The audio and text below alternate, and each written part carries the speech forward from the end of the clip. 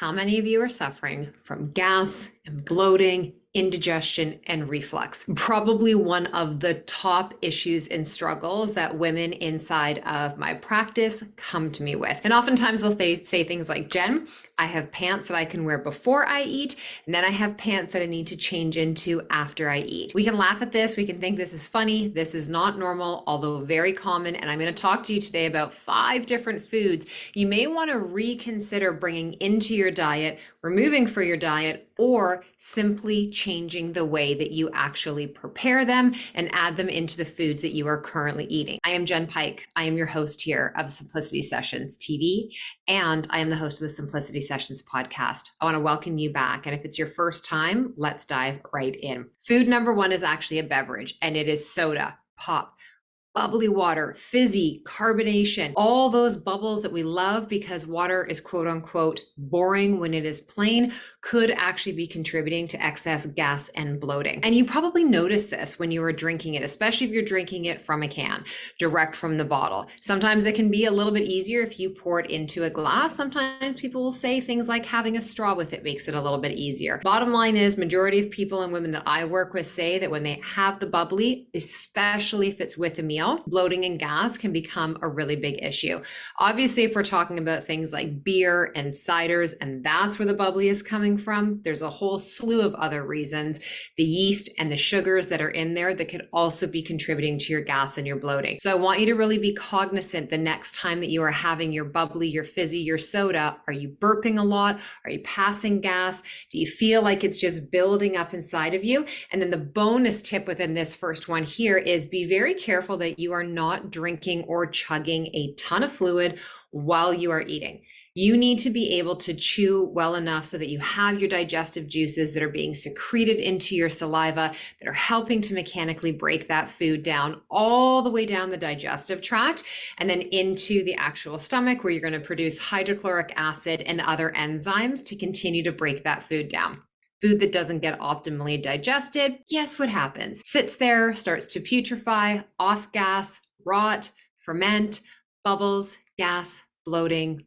Not an enjoyable situation. Food number 2, dairy products. Now, we know with dairy, a lot of people have digestive issues. Most people will say things like, oh, I'm just lactose intolerant. And that could be true. A huge part of the population has a very difficult time digesting dairy. Now, it also depends on your sourcing. You could have a difficult time with a glass of milk, but you're totally fine with a little bit of cheese.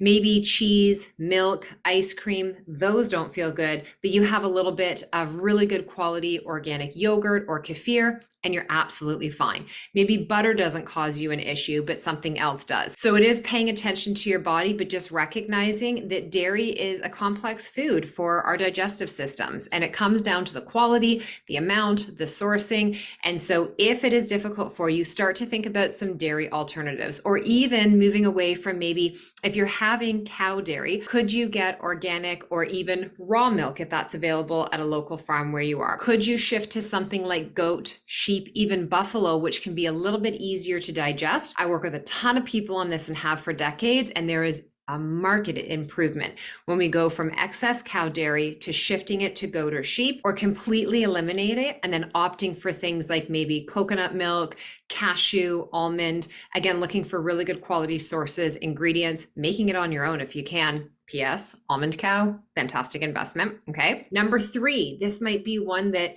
you don't want to hear about, which is sugar-free sweeteners, sugar-free additives into snack foods, into drinks, into even things like protein powder, so many different foods. So you really do need to read your labels. Certain sweeteners like sugar alcohol, so xylitol, sorbitol, erythritol, are found in a lot of sugar-free marketed snacks and foods and can cause a lot of gas and bloating. They can also be harder to digest as a whole for some people, and that can lead to bacterial changes in the gut microbiome. And what happens, as I described previously, is that when you're not actually digesting and fully breaking your food down, this is where fermentation starts. We know that if we leave food sitting on the counter, if it's not refrigerated, what starts to happen to it over time? You see mold grow. You see that the density and the texture and the shape of it, sometimes if it was a solid, it starts to become more liquefied. There's a smell that happens. There's off-gassing. There are bacterial changes that happen to the food if it is literally just sitting there. there. No difference in your body. And we know that we are more bacteria than we are human cells and DNA. So it's like a party for them. This is their food source. They're scavengers. They're going to feed off of that. They also have to digest. They off gas, bloating, gas, burping, all of the things. So I want you to really think about what are the quality of the ingredients. Sugar as a whole can definitely make you more gassy and bloated, but also these artificial sweeteners. So be very aware of the alcohol ones that I mentioned. You also may not do well with things like sucralose and aspartame and some of these, more significantly artificial sweeteners.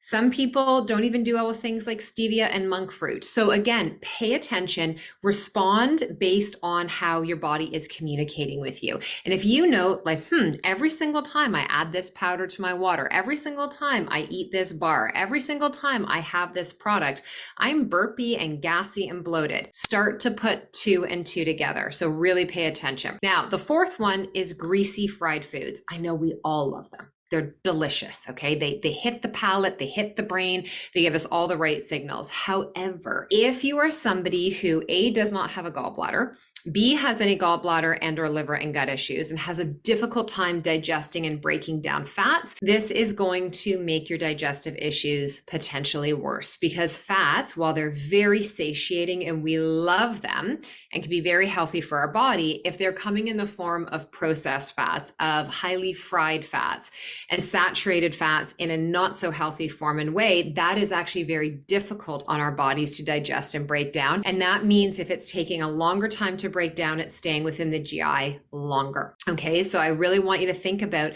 some of the foods that you're having and some of your cooking techniques and frying and eating out. We want to make sure that we're not contributing to this slow gut motility, that things are building up and having this opportunity, like I talked about before, with the bacteria continuing to grow and ferment and to fester. We want to have really healthy transit time, meaning we bring the food in, we chew it, the body is producing the appropriate enzymes. The food itself has enzyme activity working together, creating this bolus that once it gets down into the gut, the real work can start to happen. And the body can start to extrapolate and pull the nutrients, all the goodness in that food into your body and into your cells. And then the lower GI, and we're talking about down into the intestinal system, and that the final exit, the colon, that is where the body can do its work really well. But if things get stuck up top, gallbladder and liver are having a difficult time with this. Gut as a whole is having a difficult time. That whole entire system slows down, and that's where we can end up being really symptomatic.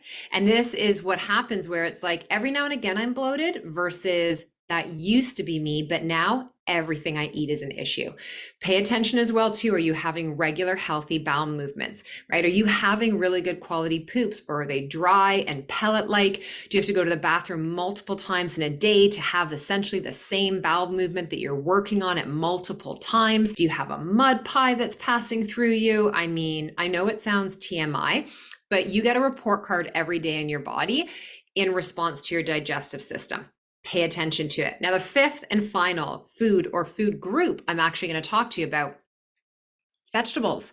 Now, stay with me, because I'm not saying don't eat vegetables, but what I want to bring your attention to is how you may be bringing them in. If you have a lot of digestive issues and bloating and gas, and you are doing a lot of raw, so a lot of raw greens, a lot of raw cruciferous, right? Cabbage and broccoli and cauliflower, raw peppers, raw cucumbers, like all beautiful foods that can be great for your body, but the raw might be a little bit harder to break down. Sometimes it's also raw and cold, right? Cold, depending on your constitution, your system, can actually impact the way that we break things down, which is oftentimes why cooking our food, roasting, sauteing, steaming can actually make things easier to digest, especially foods that have a higher fiber content, which fiber is so important for a multitude of reasons to bring into your body. But you don't want to throw the entire, kitchen sink, or in that regard, kitchen crisper at your stomach. So really thinking about that and just being aware of,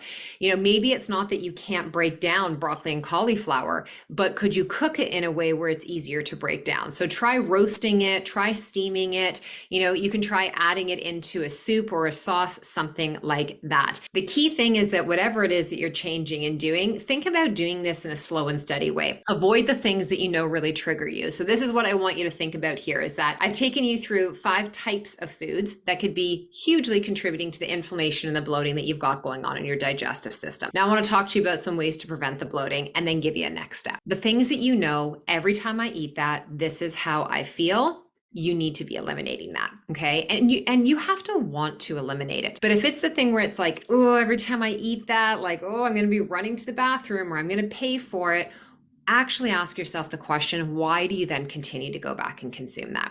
Can you eat slowly in a calm state? Could you sit while you eat? Can you actually chew your food?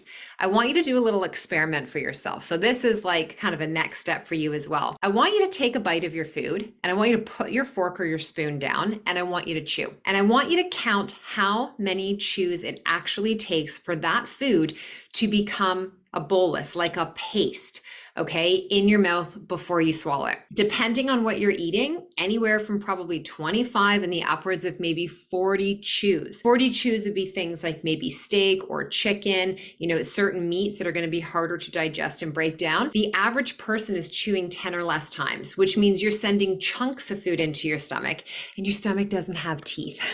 You have to mechanically break this down. This is why we have teeth, to get in there and to tear and to rip and to break our food apart before we swallow it. Think about what I said about drinking a lot of fluids with your meals. Can you begin to decrease that? Small sips if necessary. Maybe think about adding in a digestive enzyme. Could be something simple like apple cider vinegar, could be digestive bitters. If you don't have a gallbladder, I would highly recommend talking to your practitioner or reaching out to myself and my team and think about using a digestive enzyme that has bile and pancreatin to support what the gallbladder no longer is there doing for your body, okay? It's not just like, oh, we're just going to take it out, no big deal. There is an impact and there are effects of no longer having a gallbladder to your gut and digestion. If you're listening and you don't have a gallbladder, you know that because your bowel movements and digestion have probably never been the same. This is something to reach out about. If you're a gum chewer, little experiment. Can you try eliminating gum for a couple of days? You're gonna notice a few things, probably a lot less gas and bloating from swallowing the air.